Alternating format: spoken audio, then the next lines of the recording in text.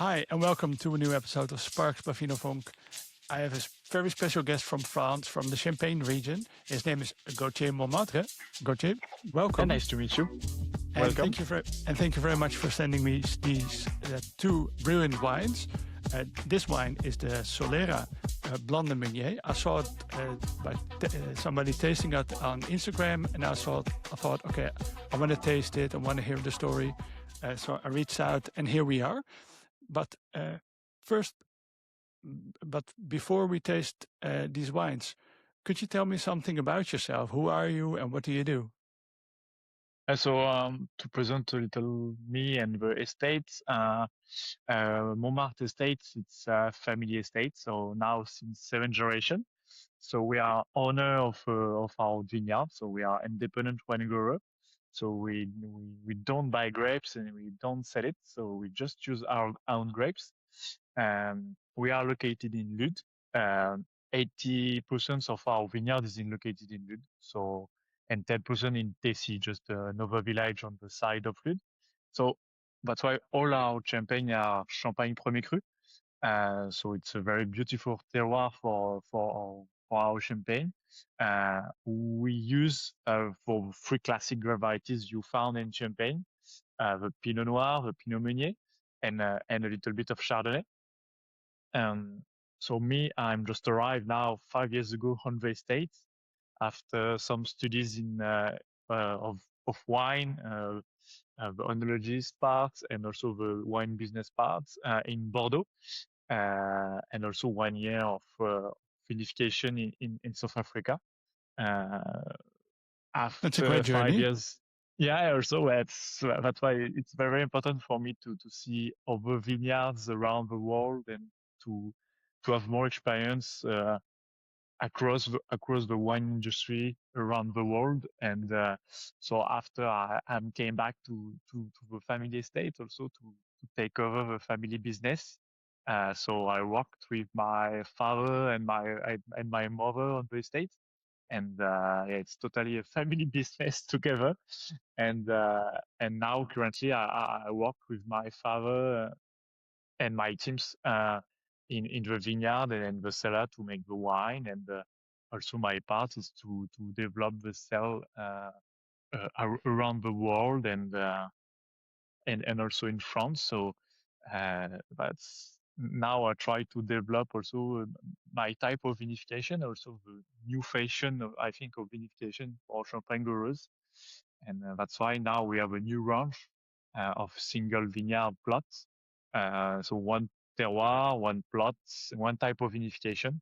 So, and we have two examples together to taste it, one Blanc de Meunier and one complanted plot, vintage 18. Sounds very interesting. So you're working on the traditional side, but you're also working on the innovation side, and you want to have more visibility around the world. You just came back from Wine Paris. How was the wine fair? I think it was a very good wine fair. Currently, the wine industry, it's a little bit difficult because the consumption of a wine, I think, decreased in France and also in the world. But we saw a lot of clients, a lot of good consumer, and I think it was a busy one, very busy wine fair. So we hope now in the future this contact and this prospection arrive with some orders in the future to develop also the consumption and our champagne. Um, so now I think it was a very busy wine fair and with good affair and for all the region because we saw a lot of people around the fair. Yeah, and did you also have the time to taste some wines yourself? Yeah, this wine fair. It's a good occasion to see all your friends around each region, from Provence, from Bordeaux, from also other regions. So yeah, we try to take some every day, sometimes to taste and to see other friends, and also it's like this to find new clients. It's with your link to try. Maybe you search a new market or new Nordic market or Asia market, and with some people you can meet, and sometimes it's like this. Oh, come to my stand to I would like to discover your estate and try your champagne. So sometimes try to find new market like this also. So I think it's very important thing. Yeah, it's very important. And your wines, are they available in the Netherlands already? Yeah. Yeah? Yeah, we since 2 years ago we have a new partners for for the restaurants, and it's Vinetic, specialized in cold vineyard, and yeah, it's our new partner since 2 years ago now. Okay, yeah, and they're available in the Netherlands and also Belgium. So you have two Yeah, exactly. countries close to you also. And but you're the eighth, the seventh or the eighth generation? I'm a seven. The seven. My father is the sixth one, Yeah. and When did you start in making champagne? The first generation. it was the first generation was only owner of vineyards, so it was during the 19th century. And my grandfather begins to the brand of Monmarthe at the beginning of the 20th century, in the same time of all the wine growers develop own brand. Um, so in between the 1990, 1920, something like this. Yeah, and it's very early. It's one of the oldest uh, champagne makers. Then We have a lot of wine growers. They have owner of vineyards now since 1 or 2 century, because in the past it was you are viticulture and also in agriculture. So that's why we have a lot of people as some um, vineyard and agricultural part to make more cereal or something like this. So that's why a lot of wine growers has at the vineyard since 1 or 2 century. yeah, and you still work with your father, and your father is still very much involved. But how does the dynamics look like on a day-to-day basis? Is there a clear handover happening? Is he saying, "Okay, this is your vintage, I'm out"? How does it look like? I think it's work in family needs to be a good communication. It's to be efficient.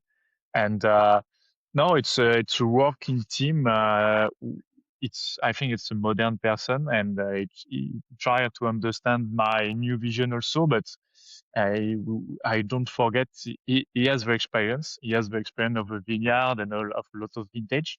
So I think it's very important to work together, and we have different idea and different, I think, good idea, and the goal is to make a new wine. Now that's why also we have two range. The first range is the art of the blending. It's the blending. I think it's the champagne. The blending represents the champagne. It's blending different harvests, blending different grape varieties, and also now we have this a new range represent more with a Burgundy style, with my generation of new winemakers for with like a little bit in Burgundy, who we try to release some wine to represent a terroir, a vintage, a type of vinification. So for us, it was very important to have these two vision of a champagne. We like to say maybe the first one it's more my father range, and the second one was more mine. But I think the one was totally complete. This single plot cuvée, it's more for time, more for champagne dinner. It's more gastronomic champagne. But the first one, it's more of a champagne aperitif champagne. It's a little bit more young. You have more freshness, and I think for 90% of the people, that is champagne. So it's important to have this two vision and this two different type of champagne. Yeah. And did you develop this vision during your work around the world? And what is the most important thing you brought back home from your work all around the world? Um, I think it's different type of vinification, and to also to understand each terroir is very different. It's well, I was very surprised, for example, in South Africa, who in the state where they work with between 10 and 20 different grape varieties. It was very, very different. And for US market or UK market, you put more grape varieties in first. And in Champagne, we are more on the terroir style, and we put more the village or the terroir or the estates in first. It was very different to learn this other vision. And I think during my studies, I understand the vision of, okay, you have a new vision of winemaking because you are young, but the, the ancestry of the champagne is the blending. And I think it's important to have it, to don't forget your older clients, the clients of my grandfather, the clients of my father. They are usual to this product, and it's important to have it. And also, it's each champagne are for one moment, and for aperitif, it's more a one, maybe a Brut not vintage, but for a pairing with seafood, you can make an extra brut to a champagne rosé, and but more for champagne dinner. Now it's not only wine; we have also wine from Champagne with this single plot vineyard. And you grew up there, so you learned a lot in your young years. And what was the most surprising thing that you learned during your younger years? And after that, you traveled around the world. What was the most surprising thing that you found out that is completely different than what you saw in your younger years? I think it was the what we are very lucky to have to sell the product, and his name is Champagne. When you travel a little bit across the world, you don't realize that Champagne is Champagne, and all the people know this product, and it's a very famous brand. It's the first brand you know, and I think it's very important to travel to understand that to represent this name. And I think you realize when you say, "Well, I'm from Champagne," all the people say, "Oh wow, incredible for us!" And when you are very easy to bring at a dinner or lunch a bottle of champagne, and for all people, champagne represents just the party and or maybe a very festive party like this, and for you it's more common, and you can drink champagne every day at every time. And it's we are more when you have wine growers, it's very easy for you to bring a bottle, and it's very cool to share with some people when they are don't drink a lot, and it's very rare to drink it, and it's a very Yeah, pleasure to open it with this type of people. yeah, it's a very special kind of wine, and a lot of people Yeah, uh, don't drink it as much because it's not as it sometimes it could be very expensive yeah, compared to uh, uh, a non-sparkling wine. Before we go into the terroir and your village, shall we open up the first bottle? okay, pleasure. Yeah, and shall we start with the Extra Brut Le Nid d'Agache? Yeah. Yeah, and uh, d'Agache. What does it mean? Is that the name of the plot? Yeah, exactly. So le nid d'Agas means so it's the name of a plot. So we need to put this name on the bottle. It's very important. Agas, it's a bird. It's a magpie. But it's a magpie night. But that's the name of the plot. So here it's a vintage 18. Um, so we keep it between 6 and 7 years on lease. Um, it's a plot. It's a plot of 1 hectares. Um, It's a blend of Pinot Noir and Chardonnay.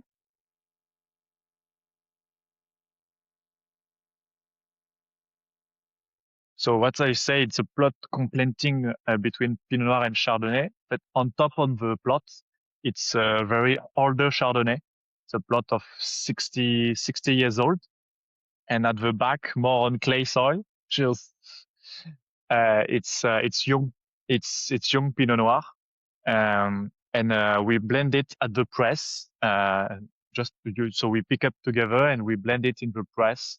And after it's a vinification in wood cask, so in big folders, during 9 months.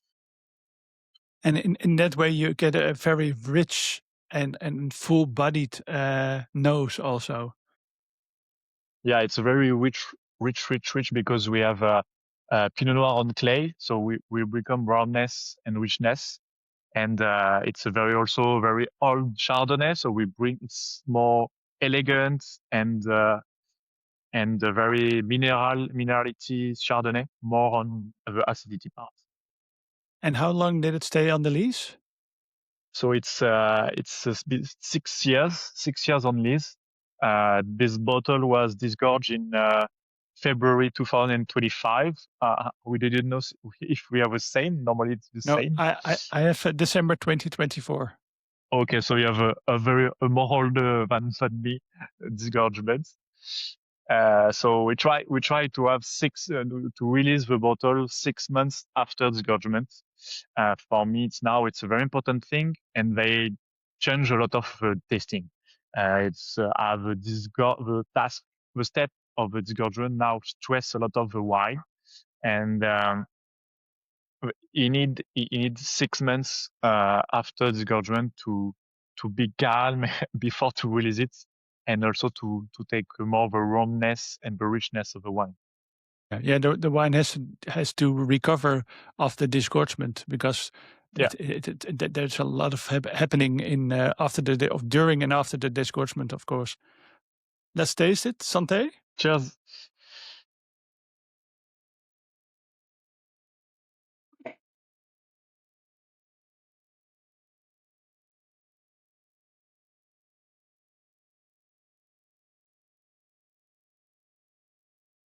It's very full-bodied. I see on the label it's Extra Brut, but you don't feel the harsh acidity. It's very round, it's very rich, and a lot of cookie dough, vanilla cookies, cloves, lots of herbs like rosemary and thyme, and also cream and butter and toastiness. It's very complete, and it's very surprising because it's fresh, but at the same time it's very full and rich. It's not very good in balance also. That's my goal in the wine. I like a lot of the texture in the wine, and that's why I try in my wine to find a full body. I like when the wine take all the mouth, and it's very interesting because on this wine we block the malolactic acidity, so we keep the freshness. Its freshness can be used like a natural conservator to keep it in time. That's why we keep it between 6 and 7 years on least. And also the blend of the Pinot Noir on clay bring the richness and the warmness, and we have something take over mouth, and that's I like in the wine. Yeah. So the freshness doesn't come only about the dosage because it's Extra Brut, but it's also about you blocking the malolactic fermentation. Yeah. Very, very interesting. And let's talk about the terroir. You're in Ludes, that's a village that is Premier Cru. It's on the north face of the Montagne de Reims. You have 17 hectares, I found out, in 22 parcels. Is that correct? Yeah, exactly. It's correct. It's a big vineyard for wine growers. I'm very lucky to have it, and it's a good vineyard to play and to express all the winemakers I try to be, and so we have a lot of big plots, and because we are a family estate, and that's why we can keep generation after generation this vineyard to elaborate our family champagne. So and Ludes terroir, it's a more short terroir. So we are in north face of Ludes. So now for us, the north face of Ludes change a little bit with the climate change because we have better ripeness with the climate change. Um, so we are north on the south, so just behind the mountain of Ambonnet and Bouzy. So they're usually very better ripeness than us. But now with the north face, we have better ripeness, but we keep also the freshness. So it's very cool for us. We found a new balance between more ripeness and a good acidity with the freshness or shulk in our soil. So, so, So so I have a lot. yes, so you have a lot of choke, but also a lot of Yeah. clay. Yeah. Yeah, sometimes mostly on top of Goto, we have a lot of shulk. Sometimes directly it's just shulk, and sometimes we are a little soil of clay before the shulk, and after it depends of the size of the soil. But yeah, so we have these two different soil, but it's mostly at 70%, definitely more shulk in our terroir. Yeah, and that combination gives also a lot of like a minerality and freshness in the wines. Yeah, I think I like to say it's the signature of our wine. It's just the point of the minerality at the end of the mouth. I think it's a little bit the signature of Ludes in at the end of each wine. We have just this point to remember, this point of minerality. Uh, I like, and also on sometimes varieties you find the salinity. Um, but here we have very this broadness and just at the end the freshness and the point of minerality to say okay, it's the terroir of it. We have some Yeah, shock. yeah, and you work very clean. And how do you? Could you tell me something about the fermentation process? Do you produce your own yeast, or is it industrial yeast, spontaneous fermentation? So it's a classic yeast. It's not natural yeast. That's a new project in the future. What I can increase our level. That's the goal. Now it's sometimes it's I'm maybe so young to try this type of experience with natural yeast because it's sometimes very dangerous for the wine, and we need to control everything. But that's it's a natural yeast, and maybe it's a project in the future. I would like to just to see the difference between this classic yeast and the natural yeast from the grapes. Yeah, and on the bottle I saw you are also HVE certified. So that means it's a little step lower than biodynamic, but it's very Like yeah, biologic agriculture. So HVE, it's mean high environmental value. It's an engagement of from my father now from 15 years ago. It's huge. We are not biologic agriculture, but you try to work in intelligent way.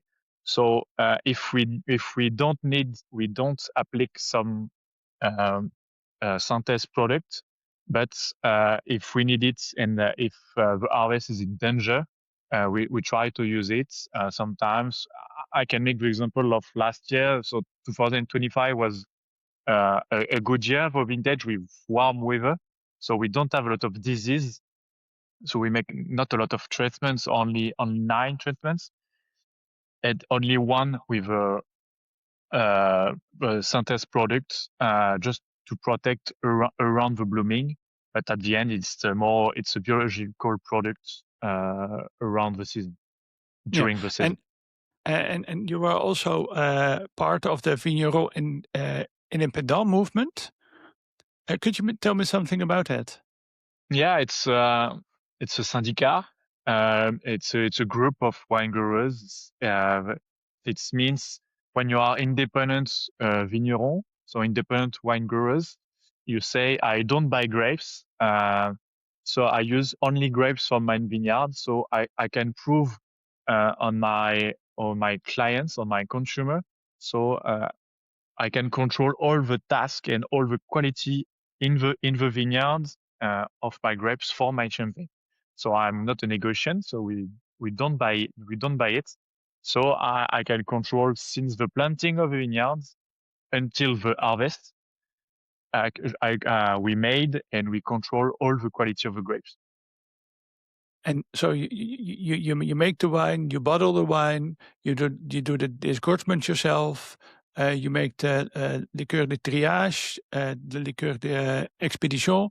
You make everything yourself, but it's very hard process to do that. But how many bottles do you produce every year?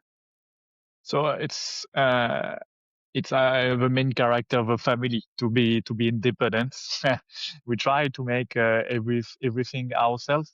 So that's why we control the disgorgement line, what we say, and also that's why we produce a big production for wine growers. So it's 140,000 bottles per year. Yeah. Wow, that's a lot. So it's for wine growers, it's bigger, but in against big houses and big brands, you are nothing. But No. but for wine growers, it's bigger. That's why it's very important to make a lot of things ourselves. And also that I like in this job, you can go to a vineyard, after to the cellar, and at the end you can travel around the world to sell your products for your family and your estate. Yeah, and because you have a lot of vineyards, it's a lot of work. You don't do it only by yourself and with your father. I guess, but how many people do you work with? Sure.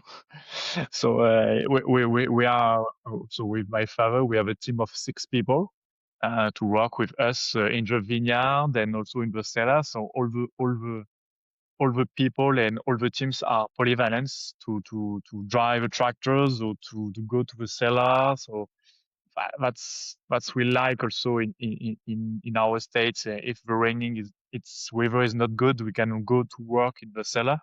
And if we have some work in the vineyard, we go to the vineyard. So every time we have something to do. Yeah, but during harvest, you don't only work with 6 people, I guess. No, in the harvest. So we have 70 pickers from the north of France. We keep this tradition. So all the people come to a stain and they sleep in the estates.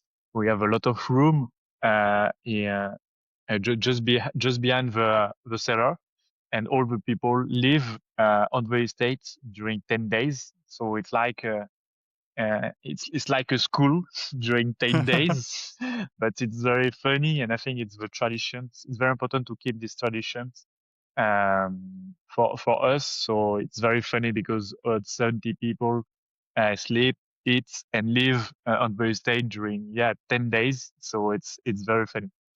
Yeah, it's a nice tradition also.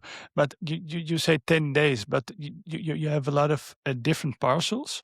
Uh, I could imagine that some parcels are earlier to pick and some parcels are later to pick. And how do you do that coordination? Because it's not centered by itself. It's very far away from each other. Yeah, we are lucky to have all the vineyards around our village. Also, it's also very rare in Champagne. We have 90% of the vineyard around the estates. Normally in Champagne, each wine growers has a lot of vineyards across the Côte des Blancs, in Vallée de la Marne, in Montagne de Reims. Here we have all in Ludes, so it's very rare. And so for us, it's easier to harvest it around us. And also we try to have a better ripeness. So mostly we begin by the Meunier generally, after the Pinot Noir or Chardonnay Pinot Noir. It depends of the ripeness. It depends of the year, but and it depends of the yield. But we make around between 9 and 12 days of harvest with all the pickers. And it all depends on how much you can harvest, Yeah, of course, and how it's much you yeah. And how much the Comité du Champagne says you could harvest, because there's always a maximum of it. yeah, Yeah. it's a very important question now in Champagne, because for us, each year is different. It depends on what they decide the interprofession in Champagne, so the CIVC, and it depends on the sale of the last year. So it's a meeting between all the syndicats from Champagne, so the wine growers, the wine merchants, and the cooperative, and they try to find the perfect yield to control the offer and the demand. So they also they can also control the brand of champagne and the production for the next year. It's important to keep to keep the production and to control the demand between against the offer of the champagne. But that's why now the yield decrease a little bit, because the sale around the world are decreased a little bit also. Yeah. So the yields was was a bit lower than last year's, but what do you do with the grapes that you can't use for the champagne? It's very easy. You leave it in the vineyard. You don't have a right to do something with it. Just you can pick it, but it's for the distillation. So some people pick it for the distillation to deliver it for the distillation, or some people pick it and leave it in the vineyard on the soil. You don't have the choice. And do you also make Coteau Champenoise? Not yet. I think I'm a little bigger to do this thing, and also I would like to see also the ripeness in the future on my vineyard, to be sure to, because I think when I'm make a Coteau Champenois, we need a very beautiful ripeness at 12, 13 degrees. Last year we can do it. Yeah, because we have in 2025 very beautiful ripeness. But I would like to see the climate, the climate and the warm weather in the future on each vintage, to see maybe I launch a project of Coteau. Yeah. Okay. Let's move on to the second wine, and Okay. this is a very fascinating wine for me, because I saw it tasting. Somebody tasted on Instagram, and I saw it was made of a Solera system, only Yeah. with Pinot Meunier. And I thought, okay, a Solera system. I know from Jerez, from sherry. I know some champagne makers use a perpetual reserve, but I never heard of it that they only use it for Pinot Meunier. So it says on the label not Blanc de Noir, but Blanc de Meunier. So you know exactly, okay, this is a Blanc de Noir only Yeah. made from Meunier. But Exactly. could you tell me something about it, and then I will open it up.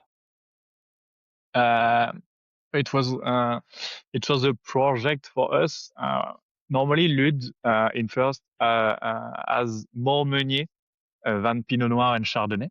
So that's why we have between 30 and 40% of our vineyards planting in Meunier grape varieties.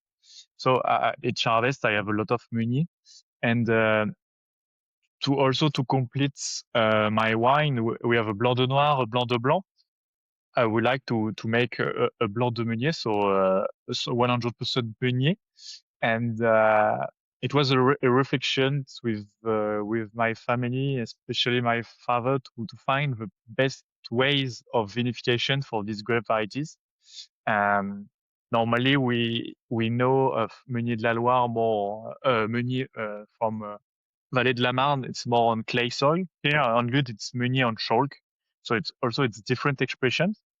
And I like the perpetual reserve for the Solera method for this cuvée, because each year you bring new wine, you bring freshness, and I think it's very important to keep the freshness from these grape varieties. The character of a Meunier for me on short, it's the fruits. It's a very beautiful purity of fruits. and also it's the lightness, and that's this system. It's very interesting because you can keep um, the complexity and the vinosity of the Meunier in the tank. So, but each year you bring the freshness to bring this fruity part and this freshness in the wine. That's why I think this Solera method, it's a very good and interesting type of vinification for this cuvée. So now it's a young Solera. So we begin it. It's in 2015. So they had only 7 years. The first release was a blend of 70% of Solera and 30% of Harvest 22. Um, so it's a Solera of 7 years, and the first results are very interesting because it's a definition of fruits. It's just fruits on chalk, and and at the end, my very surprise things, we don't need sugar at all. That's why it's a Brut Nature. It's a zero dosage, um, because I think for me we have enough sugar with these fruity parts, these very fruity aromas. So we found a very beautiful balance with a Brut Nature dosage. And you only make 41 and 88 bottles, so it's Yeah, very very small. This one yeah, is it's very small. this one is also discovered in December 2024, and right away when I opened it up, uh, a lot of orange blossom, jasmine, and a lot of fruits. But normally you don't have a lot of red fruit. But I also had lot of strawberries and raspberries, and after, when I sniff, I also have some uh, blueberries and cassis vibes. Again, with lots of herbs, cookie dough, vanilla. Uh, does the vanilla and the cookie dough come from? Is it aged in oak also? As the perpetual reserve is keeping the most older of the tank. It's a concrete tank in the cellar. It's a tank of my grandfather, so it's the older tank of the States. And I think the concrete tank is the best way to keep also the temperature and the freshness and the fruity part. So no, it's not in the wood, but I try to put a little bit the vinification in barrels with 30% of the harvest of the year. Yeah, and what do you like yourself so much about this wine? Because it's surprisingly different than the other wine, but you have the same uh, identity of your hand in it. I like the fruits. For me, it's a very definition of just the fruit. And also you have a little bit the texture. It's not enough on the lightness. It's not very light, but you have also something in the mouth for Meunier, so it's a very good thing, and you have a very beautiful freshness along the mouth, and I like this taste of Meunier, and it's funny because Meunier now 10 years or 20 years ago was the bad grape varieties from Champagne, and now with also the climate change and better ripeness, we can make very beautiful things with in vinification with these grape varieties. So it's a very beautiful things, and I'm very happy to complete also my new wine with this Blanc de Meunier. I can propose now a totally complete vision of terroir of Ludes with a Pinot Noir, a Blanc de Blanc, a Meunier, and a complanting plot.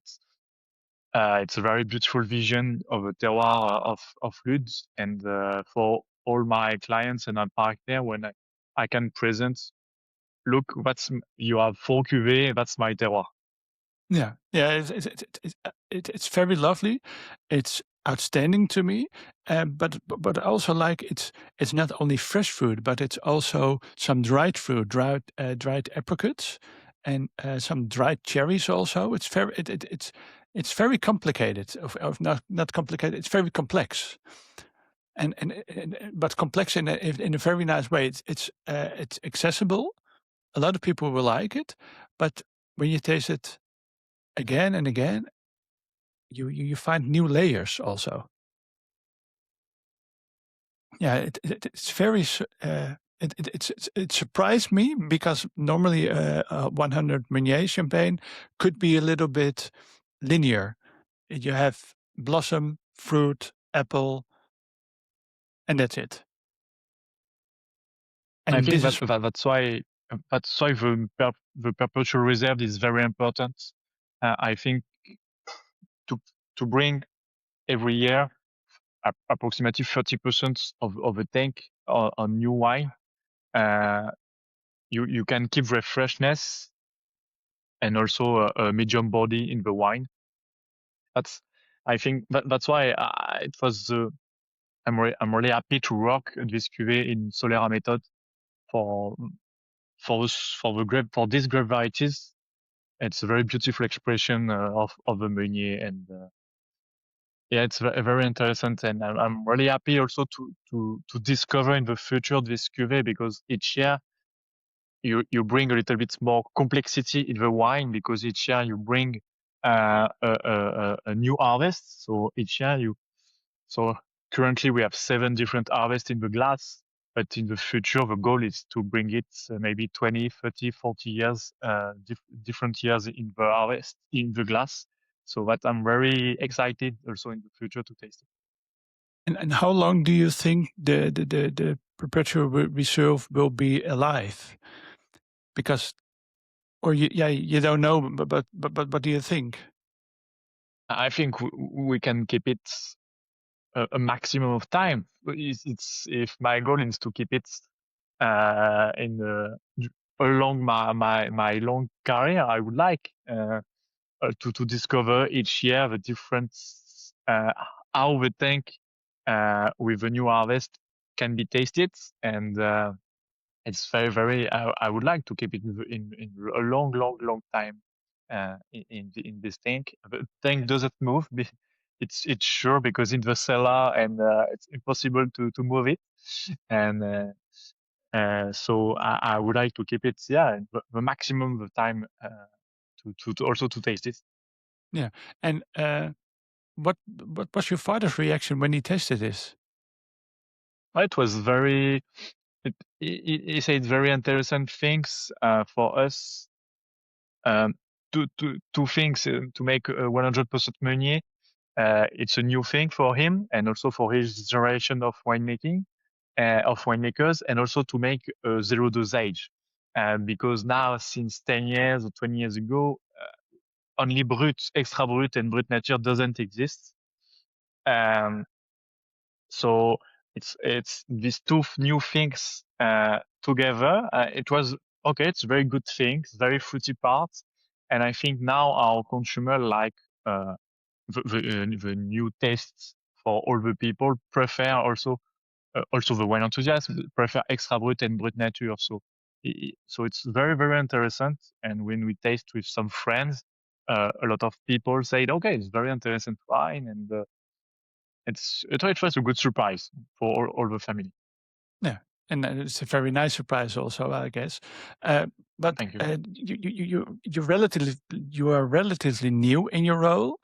Uh, did you change a lot of things during you since you arrived? And are there things you've introduced that wouldn't have been there before? I don't change a lot of things because I'm not a young people. So you have already a team here, and also my father is here now since 40 years ago. So he has his techniques, and all the people are usual to do something like this. And I think you just arrive. You just need to arrive and to bring your idea to discuss each idea. And maybe we can do like this. You can do like this. The major changement we do together, it's this new range of single plots, and so we bring maybe more wood in the cellar. We bought some barrels, but 600 liters barrels, and a big wood cask. it was a discussion between us, and we don't want buy small barrels because we don't like my father and me the wood taste in champagne. I think it's more for Burgundy wine, definitely white, and that's why I like a lot of um, the wood cask for vinification. So a foodeuse, because you don't have the wood taste on the wine, but you bring the vinosity and the gastronomic part of the wine. And I think it's for us, it's enough for the elaboration of champagne. That's the major changement. It's a little bit bring a little bit more wood in the wine, and maybe in the future to bring concrete eggs also for to bring more fruits on with the lees. That's also we have a lot of projects.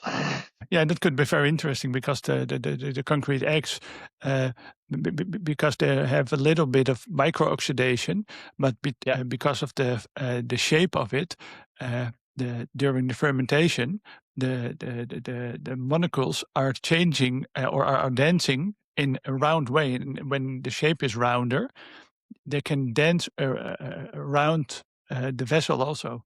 I learned. Uh, Yeah, and I would like to taste also this concrete eggs, for example, for Meunier, because you have a beautiful more contact between lees and wine, and I think for fruity varieties, it could be very interesting. Yeah, and what are your plans for the coming years? Let's say in 10 years, how do you see Montmartre changes, or where will you be there then? I think it's very important to keep Montmartre his first philosophy. The first philosophy it's a family estate. So it's very important to keep it. And for example, our first Brut vintage, the name is Family Secrets, the cuvée Secret Famille. So it's the family means a lot of in the estate. So uh, keep this mind and also this family mood, and in future also to increase the quality of the second range, the single plot cuvée. Uh, in this job you need to be patient. Sometimes it's difficult for me because you make a wine after you leave it during 4, 5, 6 years and before to taste it. And I have a new Blanc de Blanc since 21. I have a new Blanc de Noir since 22. So I need to be wait a little bit more to taste it and to release it. So I think new things also in the future can be released. Um, so on this range, and also every year is different, and you need to be adapt in the vineyard or in the cellar. So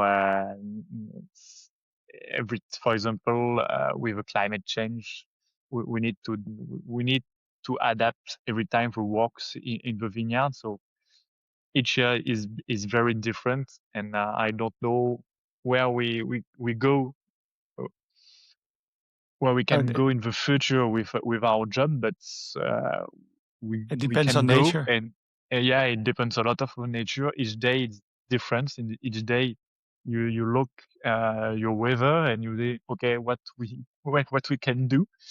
It depends a lot of the nature and the weather. So Yeah, a we live lot a of little people, bit a, one day by lo- one day. yeah, a lot of people say, okay, climate change isn't real, but well, you look outside and it is real.